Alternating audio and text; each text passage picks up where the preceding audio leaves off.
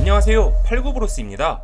F1은 총 10개의 팀이 있는데 자동차를 만드는 회사인 메르세데스, 맥라렌, 에스턴 마틴, 페라리, 알파로메오, 알핀이 있고, 이 외에 하스팀 같은 경우에는 자동차를 만드는 회사는 아니지만 금속 가공기계를 만들어 파는 미국 회사로 2016년부터 F1에 참가한 신생팀이죠. 덧붙여 하스는 F1뿐만 아닌 미국 나스카에도 레이싱팀이 있는 회사이기도 합니다. 그리고 윌리엄스는 현재 하위권을 맴도는 그저 그런 팀이긴 하지만 한때는 메르세데스와 레드불이 없던 시절 페라리, 맥라렌과 함께 F1을 호령했던 명문팀으로 프랭크 윌리엄스라는 드라이버가 설립한 F1 전문팀이죠. 그렇다면 두 팀이 남았는데 이 팀들은 F1과 자동차와는 관련이 1도 없고 그냥 음료수만 만들어 파는 회사인데, 그 음료수 만드는 팀이 지난 7년간 F1을 독식했던 메르세데스를 올해 들어 가장 위협하고 있기도 하죠. 그 남은 두 팀의 이름은 바로 레드불과 레드불의 이군격인 알파타우리. 음료수를 넘어 F1 엔진까지 만들려고 하는 레드불에 대해 지금 시작하겠습니다. 엔진을 만드는 워크스팀.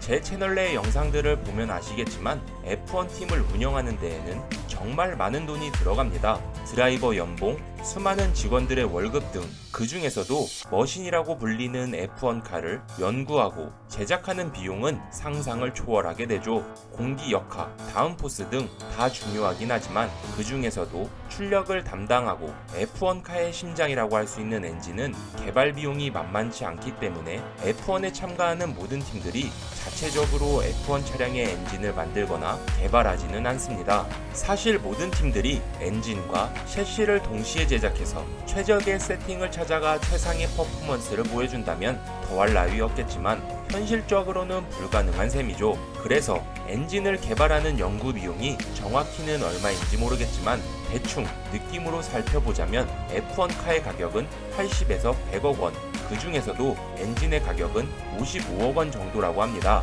가뜩이나 F1 엔진 규정이 하이브리드 시스템으로 바뀌면서 엔진에는 모터, 발전기, 터보차저 등 여러 복잡한 부품들이 들어가기에 가격은 더 오르게 되었죠. 여튼 엔진을 만들지 못하는 팀들은 한 시즌을 치르기 위해 엔진 구입 비용으로만 수백억을 쓴다고 하는데, 구입 비용만으로 수백억이라 아마도 각 팀 수뇌부들은 머리를 굴려가며 나름 계산을 해서 엔진을 개발하는 것보다 구매하는 것이 저렴하다고 판단을 내리고 구매를 했을 것입니다. 물론 엔진을 연구하고 제작하는 비용이 상당한 반면 수요가 적기 때문에 비싼 감이 없지 않아 있긴 하죠.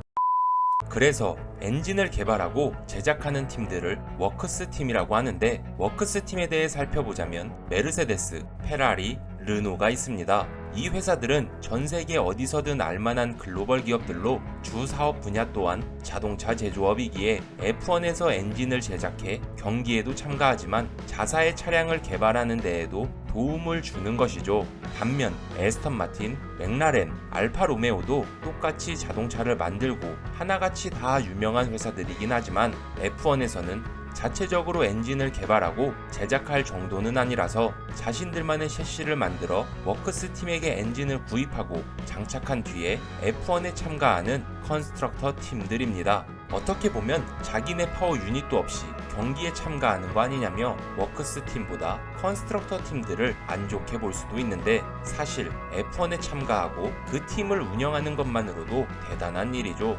그래서 각 팀들은 어떤 회사의 파워 유닛을 사용하고 있는지 살펴보면, 먼저 메르세데스의 파워 유닛을 사용하고 있는 팀들은 메르세데스, 맥라렌, 에스턴 마틴, 윌리엄스가 있고, 페라리의 파워 유닛을 사용하고 있는 팀들은 페라리와 알파로메오, 하스가 있으며, 알핀은 역시 모회사인 르노의 파워 유닛을 사용하고 있습니다. 이렇게 되면 또 레드불과 알파타우리만 남게 되는데, 이 두 팀은 당연히 메르세데스, 페라리, 르노의 파워 유닛이 아닌 혼다이가 아닌 혼다이와 발음이 비슷한 혼다의 파워 유닛을 사용하는 컨스트럭터 팀입니다. 혼다의 파워 유닛은 올해 엄청난 성능을 보여주면서 레드불을 이번 시즌 1위로 달리게 해주고도 있죠. 혼다의 F1 철수? 혼다는 F1에 아주 오래전부터 전부터 참가해왔는데 자신의 브랜드인 혼다 이름을 내걸고 팀을 운영한 적도 있으며 지금처럼 엔진만 공급하는 업체로도 알게 모르게 참가를 해왔습니다. 반면 2005년부터 F1에 참가한 레드불은 처음부터 혼다의 파워 유닛을 사용하지는 않았고 코스워스, 페라리, 르노의 파워 유닛을 사용해 오다가 2019년부터는 혼다의 파워 유닛을 사용했죠. 하지만 혼다에서 2050년까지 탄소 중립을 목표로 한 양산 차량 개발에만 몰두한다고 하며 2021 시즌을 끝으로 더 이상 F1 엔진을 개발하거나 제작할 의향은 없다고 발표를 하게 됩니다. 한순간에 레드불은 낙동강 오리알 신세가 되었는데 막말로 레드불이 다른 워크스 팀에서 엔진을 구해오면 그만이긴 하지만 세바스티안 베텔이 합류한 2009년부터 현재까지 쭉 레드불은 강팀으로 우뚝 서며 챔피언 후보 중 한 팀으로 매년 거론되었기에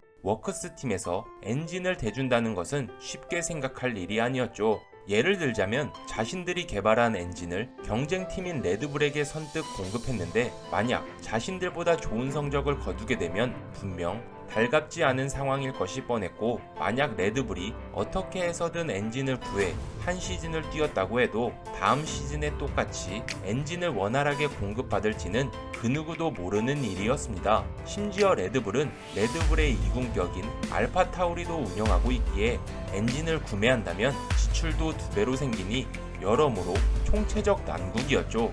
만약 레드불이 그저 그런 팀이었다면 팀이 팔리거나 말 그대로 사라졌을 수도 있는데 음료수를 팔며 연매출 8조가 넘는 대기업이기에 레드불은 결정을 합니다. F1 레드불 레이싱 팀 본사가 있는 영국 밀튼 케인즈에 파워 유닛을 만들 레드불 파워트레인즈라는 또 하나의 건물과 회사를 설립한 것이죠. 결국 음료수를 팔던 회사는 F1 엔진까지 제작하게 되는 F1 네 번째 워크스 팀이 된 것인데 가뜩이나 차량 설계도 잘하기로 소문난 레드불인지라 엔진까지 잘 만든다면 그 시너지는 어마어마할 것입니다. 예를 들자면 지금까지는 차량 테스트를 한 뒤 엔진 업체와 협의 후 추가 개발을 진행했다면 이제는 한 건물에서 엔진과 차체를 같이 제작하고 같은 팀 안에서 소통이나 피드백도 이루어지는 것이죠. 이렇게 되면 가뜩이나 빠듯한 F1 차량 개발 시간도 많이 앞당길 수 있게 되는 것입니다. 하지만 F1 파워 유닛은 뚝딱 하면 나오는 것이 아니라 해마다 바뀌는 F1 규정대로 만들어야 하며 매주 치러지는 그랑프리마다 성능을 향상시켜 엔진은 개선되어야 하기에 아무리 돈 많은 레드불이라고 해도 F1 엔진을 처음부터 끝까지 개발한다는 것은 무리일 텐데요. 그러나 다행히도 레드불은 HRD UK와 협의 후 여태까지 해왔던 엔진 제작 기술이나 노하우 등 전반적인 모든 것을 인수받는다고 합니다. 덧붙여 F1 주최 측도 레드불의 이러한 상황을 고려해 차세대 동력 장치를 도입하기 전인 2025년까지 지금의 파워 유닛들을 그대로 사용한다고 각 팀들과 합의를 했다는 점입니다. 여튼 레드불에게는 좀 더 시간이 생긴 셈인데 앞으로 레드불 파워트레인즈에서 제작되는 완성형 레드불 F1카가 기대되네요. 그리고 레드불 날개를 달아줘라는 레드불 슬로건처럼 엔진에까지 날개를 달아 잘 만들어준다면 혹시 모릅니다. 다른 F1 팀들이 레드불 엔진을 구매할 날이 올 수도 있다는 것을요. 오늘의 정보는 어떠셨나요? 재밌게 보셨다면 좋아요와 구독 부탁드리겠습니다. 끝.